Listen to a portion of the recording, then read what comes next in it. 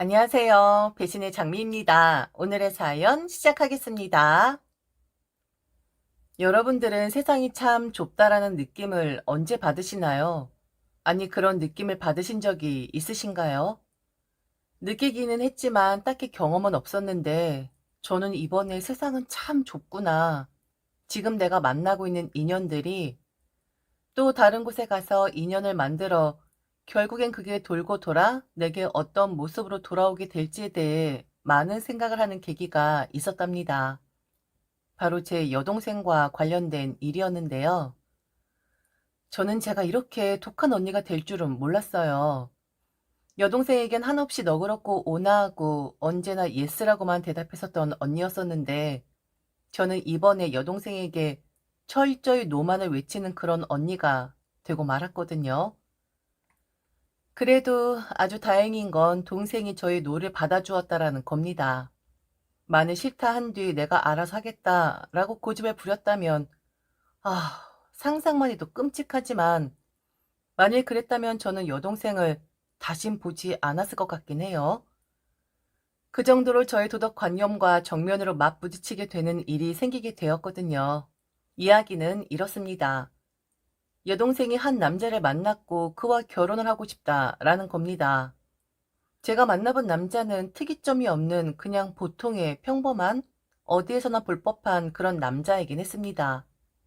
마음에 들 것도 마음에 들지 않을 것도 없었고, 오직 여동생이 좋다고 하니 네가 알아서 남자 잘 선택했겠지 라는 믿음으로 그냥 잘해줬죠.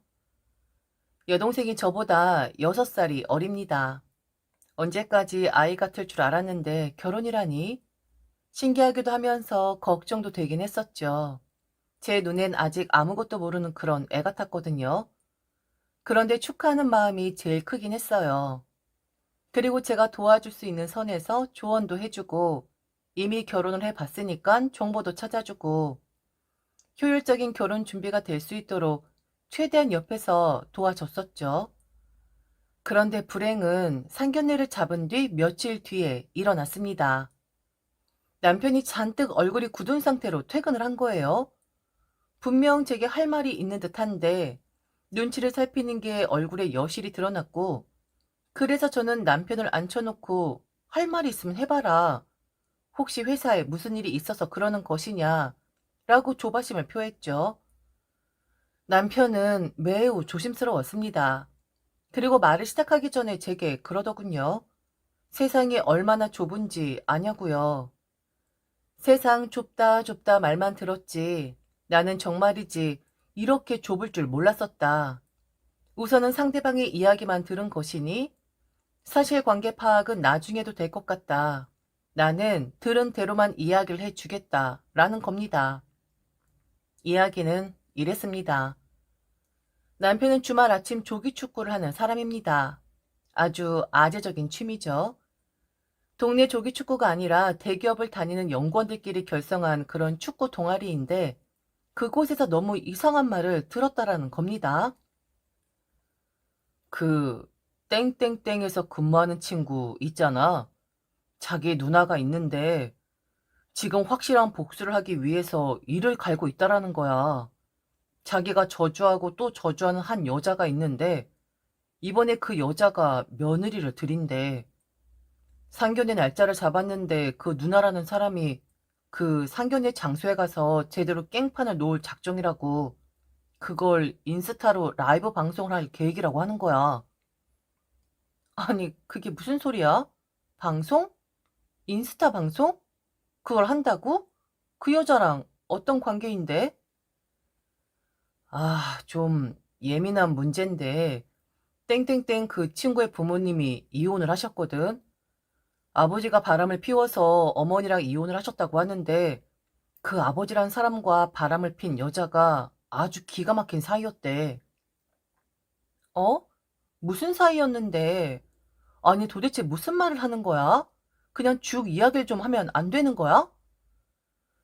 집에 왔다 갔다 하는 모든 집안 사람들이 알고 지내는 그런 여자였는데, 그 친구랑 누나라는 사람은 그 바람핀 상대 여자를 이모라고 불렀다고 하더라고.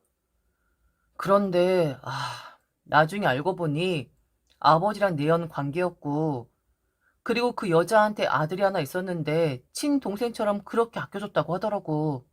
그런데 아버지랑 그 여자랑 그렇고 그런 사이였던 거지. 배신감에 어머니는 아버지랑 이혼을 하셨고, 아무 문제 없이 살던 그 친구랑 누나는 졸지에 아버지 없는 사람이 되었는데, 그런데 그 아버지란 사람은 그 바람핀 여자랑 결혼까지 했다고 하대. 결국 몇 년 못 가 이혼을 하긴 했는데 완전 복잡한 관계였던 거지. 이를 악물고 공부해서 친구도 그 누나도 잘 풀리긴 했는데 그 여자에 대한 증오를 잊지 못했나 봐. 물론 아버지에 대한 증오가 더 컸겠지만 아버진 돌아가셨다고 하더라고. 그래서 그게 무슨 상관인데.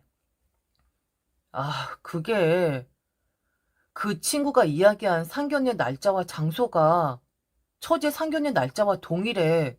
그러니깐 뭐 우연히 같을 수도 있는데 그 처제가 만나는 남자의 어머니 혼자라고 하지 않았나? 이혼하셨다고? 첫 번째 남편은 돌아가셨고 두 번째 남편과는 이혼하셨다고 했잖아. 뭔가 상황이 좀 들어맞는 것 같아서 아니길 바라는데 혹시 맞다면 그날 완전 개망신 당할 것 같은데. 이거 어떻게 하지? 사실관계를 좀 따져봐야 할 것 같아서. 머리가 멍해지더라고요. 제가 가장 불안해하고 걱정이 되었던 부분이 바로 남자의 어머니에 대해서였었습니다. 저도 시어머니가 계시지만 홀 시어머니 같은 경우엔 말이 좀 달라지긴 하거든요. 홀 어머니의 아들 하나라. 아무리 결혼 후에 아들에 대한 애정을 내려놓는다 해도 절대로 결이 같을 순 없습니다. 아마 이건 시어머니도 그렇고 며느리들도 그렇고 다들 어느 정도 공감을 해 주시리라 믿어요. 우선 제발 남편이 이야기한 여자가 제발 여동생의 시어머니 자리가 아니기를 남편이 잘못 알아들었었기를. 그런데 남편이 나중에 확실하게 도장을 찍어주긴 하더군요. 아들 이름을 물어보았는데 여동생과 지금 결혼 준비를 하고 있는 남자와 이름이 동일한 겁니다. 아, 머리가 아파오고 우선은 그 누나라는 사람이든 땡땡땡 직원이든 만나봐야 할 것 같았어요. 무례하지만 저는 같은 동성이 누나를 선택했고 다음날 저는 그 여자분과 이야기를 하게 됩니다. 여자는 도끼로 가득 차 있었고 그리고 한순간도 잊은 적이 없었던 순간을 이야기해 주더군요. 떳떳하게 당당하게 그러게 좀 잘하지 그랬어. 그러게 좀 가꾸지 그랬어. 그러게 좀 이쁘게 태어나지 그랬어. 자신의 엄마를 욕보이던 그 순간을 잊을 수가 없다고 항상 예의주시를 했다 합니다. 결혼만 해봐라. 꼭 복수를 해주리라. 물론 아무 죄 없는 여자 쪽엔 미안하지만 그래도 이건 도덕적으로 안 되는 거 아니냐고. 그렇게 제대로 망신을 당해봐야 미련 없이 돌아설 수 있지 않겠냐고. 자신의 상황을 좀 이해해달라 눈물을 흘리더군요. 이날만 기다렸다고. 제대로 망신을 줄 것이라고. 제대로 욕보일 것이라고. 당한 만큼 갚아줄 거라고. 남의 가족 파탄낸 사람이 다른 남의 가족으로 받아들일 자격이 있는 거냐고. 만일 자신이 그런 개망신을 주었는데도 결혼을 하겠다 하면 할 말은 없지만 선택권을 드리는 것이고 만일 고소를 당한다 하더라도 이번 이벤트를 자신은 절대 포기 안 할 거라고 아주 강력하게 호소하듯 이야기를 하는 겁니다. 돌아오는 길에 발걸음이 무겁더군요. 그리고 저는 친정에 가서 집 앞에 있는 카페에 여동생을 불러냈습니다. 부모님 모르게 나와달라고. 친정까지 갔는데 집에 들어오지 않고 밖으로 여동생만 불러내면 무슨 일이 있는 건가 걱정하실까 싶어 그리했죠. 그리고 여동생에게 모든 걸 다 말을 해 주었습니다. 그런데도 네가 이 결혼하고 싶다 하면 해라. 그런데 나는 그들을 가족으로 받아들일 수는 없을 것 같다. 남의 가족을 파괴한 사람들이다. 그리고 무엇보다 남에게 상처를 주었는데 그게 저주로 바뀐 상태이다. 잘 못되기를 바랄 것이고 끼리끼리 만난다고 그들을 저주하는 사람들 입장에선 우리도 같은 사람들로밖에 보이지 않을 것이다. 그러니 제발 올바른 선택을 해줬으면 좋겠다 라고 말을 했죠. 한참 동안 듣고 있던 여동생은 남자친구에게 전화를 했고 밖에 나가서 한참 통화를 하더군요. 손짓 발짓을 하는 것으로 보아 격앙이 된 듯 보였고 여동생은 황당함과 더불어 노여움까지 표하는 것 같았습니다. 그래도 바른 선택을 해준 동생이 고마웠고 다행이라 생각되었어요. 남자한테 눈이 돌아가 올바른 선택 못하는 건 아닌가 하고 걱정을 했었거든요. 이후 부모님께도 여동생이 잘 말씀드렸고 구구절절하게 이것저것 설명하는 것도 다른 사람들의 일에 너무 관여하는 듯해서 마음이 변했다. 결혼은 현실인데 좀 몰랐던 것 같다라고 단순한 여동생의 변심인 듯 포장을 했죠. 그렇게 일단락이 되는 듯 했는데 저는 얼마 후에 여동생과 헤어진 남자의 어머니에게서 전화를 한 통 받게 됩니다. 일면식도 없는 저란 사람에게 전화를 건 것 보면 제가 말을 해서 일이 되었구나라는 것을 들은 터겠죠. 무슨 말을 할까 기대가 되더군요. 막 그런 거 있잖아요. 이 사람이 막장으로 가는데 어디까지 갈 수 있을까 하고 기대되는 것이요. 역시나 그 여자에 대한 저의 걱정은 맞았습니다. 제가 괜히 걱정을 했었던 게 아니에요. 남자의 어머니는 저를 나무라더군요. 왜 그런 말을 해서 결혼을 파토나게 했냐고요. 내 젊은 날 잘못이지 우리 아들 잘못은 아니잖아요. 왜 입을 함부로 놀리는 것들 때문에 우리 아들의 피해를 봐야 합니까? 그때 우리 아들은 어렸어요. 아무것도 몰랐다고요. 아무것도 몰랐지만 어머니의 그런 행동이 당연히 나중에 우리 아들에게 피해가 갈 것이라는 것을 몰랐나요? 독일은 왜 계속 사과를 할까요? 우리는 왜 일본에게 사과를 하라고 하는 걸까요? 같은 맥락 아니겠습니까? 아니, 여기서 왜 그런 나라들이 나옵니까? 내가 사람을 죽였습니까? 아니면 내가 뭐, 나라를 훔쳤습니까? 다른 여자의 남자를 훔쳐갔죠. 그리고 그 아이들에게서 아버지를 빼앗았고요. 제게 무슨 말을 하고 싶어 전화를 하신 걸까요? 이미 다 끝난 걸로 아는데. 허, 이보세요. 돌고 도는 겁니다. 사람 마음은 그런 거예요. 당신이라고 안 그럴 줄 알아요? 어디 나를 비난해? 사정도 모르면서 왜 우리 아들한테 피해를 끼치며 사랑한 죄밖에 없는 나의 순수한 마음을 이렇게 욕보여? 당신이 무슨 자격으로?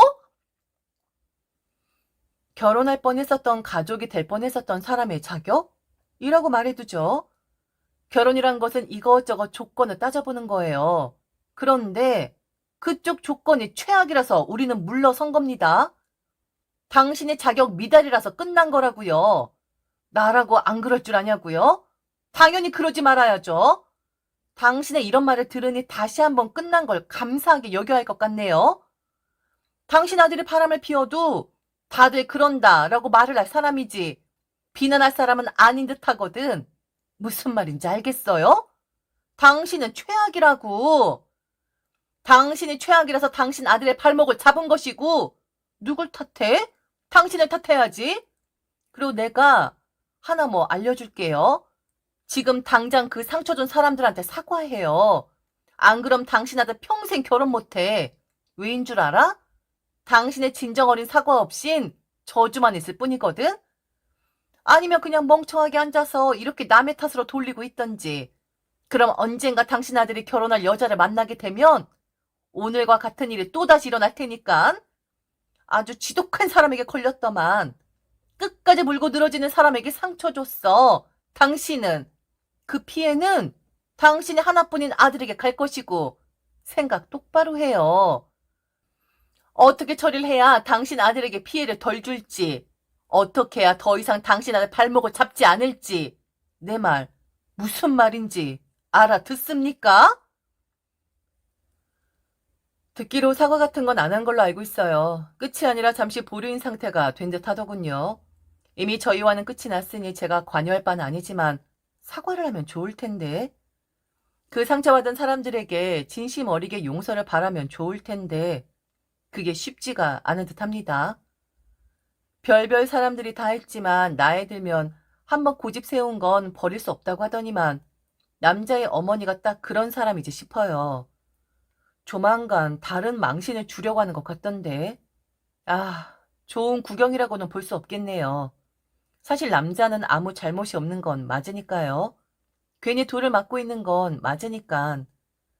알지만 저런 조건의 시어머니 자리 강력하게 거절할 수밖에 없는 거 아닐까요? 헤어지게끔 만든 제가 잘못한 건 아니라고 봐요. 잘한 것이라고 보는데 여러분들은 어찌 생각하시나요? 지금까지 들어주셔서 진심으로 감사합니다. 이상 배신의 장미였습니다.